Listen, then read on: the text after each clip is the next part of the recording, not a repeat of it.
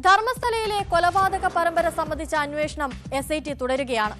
ഭൂമി കുഴിച്ചുള്ള പരിശോധന വേഗത്തിൽ പൂർത്തിയാക്കാൻ ഒരുങ്ങുകയാണ് അന്വേഷണ സംഘം. മാർക്ക് ചെയ്ത 3 ഇടങ്ങളിലാണ് ഇനി പരിശോധന ബാക്കിയുള്ളത്. 10 പോയിന്റുകളിൽ പരിശോധന പൂർത്തിയായെങ്കിലും വിശദാംശങ്ങൾ പുറത്തുവിടാൻ പ്രത്യേക അന്വേഷണ സംഘം തയ്യാറായിട്ടില്ല. അതിനിടെ പരാതിയുമായി കൂടുതൽ പേർ അന്വേഷണ സംഘത്തെ സമീപിക്കുന്നുമുണ്ട്. അതേസമയം 2000 മുതൽ 2015 വരെയുള്ള കാലത്തെ അസ്വാഭാവിക മരണങ്ങളുടെ രേഖകൾ പോലീസ് നശിപ്പിച്ചതായി വ്യക്തമാക്കുന്ന വിവരാവകാശ രേഖ ആക്ഷൻ കൗൺസിലിന് ലഭിച്ചു.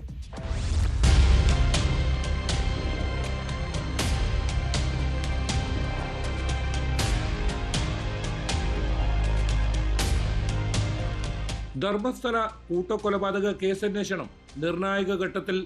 മുൻ ശുചീകരണ തൊഴിലാളിയുടെ വെളിപ്പെടുത്തലിൽ മൃതദേഹാവശിഷ്ടങ്ങൾ കണ്ടെടുക്കുന്നതിനായുള്ള മണ്ണ് കുഴിച്ചുള്ള ആദ്യഘട്ട പരിശോധന ചൊവ്വാഴ്ചയോടെ പൂർത്തിയാകും.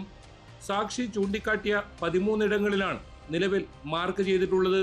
ഇതിൽ 10 ഇടങ്ങളിലെ പരിശോധന ശനിയാഴ്ച പൂർത്തിയായി.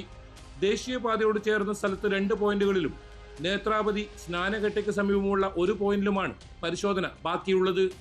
തിരച്ചിലുമായി ബന്ധപ്പെട്ട കൂടുതൽ വിവരങ്ങൾ SIT പുറത്തുവിട്ടിട്ടില്ല. പോയിന്റ് 6-ൽ നിന്നും മൃതദേഹാവശിഷ്ടങ്ങൾ കണ്ടെത്തിയതിൽ മാത്രമാണ് സ്ഥിരീകരണം.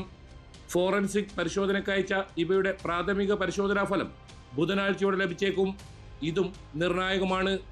രഹസ്യ സ്വഭാവത്തിലാണ് അന്വേഷണം എന്നതിനാൽ സംഭവത്തിൽ ദുരൂഹത തുടരുകയാണ്. ആദ്യഘട്ട പരിശോധന പൂർത്തിയാകുന്നതോടെ ഇതുവരെയുള്ള അന്വേഷണ പുരോഗതി ബുധനാഴ്ചയോടെ പുറത്തുവിട്ടേക്കും. ബംഗളൂരുവിലായിരിക്കും സംസ്ഥാന പോലീസ് മേധാവിയുടെ വാർത്താ സമ്മേളനം.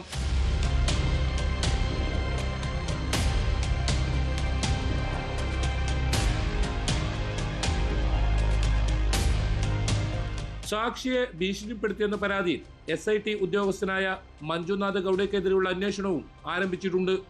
പരാതി പിൻവലിക്കാനായി കേസിൽ പ്രതി ചേർക്കുമെന്ന് സാക്ഷിയെ ഭീഷണിപ്പെടുത്തിയെന്നാണ് ആരോപണം. ഉദ്യോഗസ്ഥനെ SITയിൽ നിന്ന് ഒഴിവാക്കിയിട്ടുണ്ട്. അതിനിടെ സംഭവത്തിൽ കൂടുതൽ പേർ പരാതിയുമായി രംഗത്തെത്തി. ബെൽത്തങ്ങാടിയിലും മംഗളൂരുവിലും ആരംഭിച്ച ഹെൽപ്പ് ഡെസ്കിലാണ് കൂടുതൽ പരാതികൾ ലഭിച്ചത്.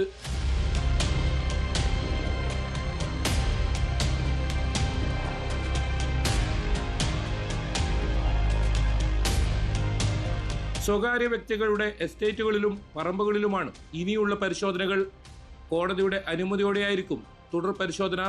സാക്ഷി ചൂണ്ടിക്കാട്ടുന്ന മുഴുവൻ ഇടങ്ങളിലും കുഴിച്ചു പരിശോധിക്കുമെന്നായിരുന്നു ആക്ഷൻ കമ്മിറ്റിക്ക് DGP നൽകിയ ഉറപ്പ്.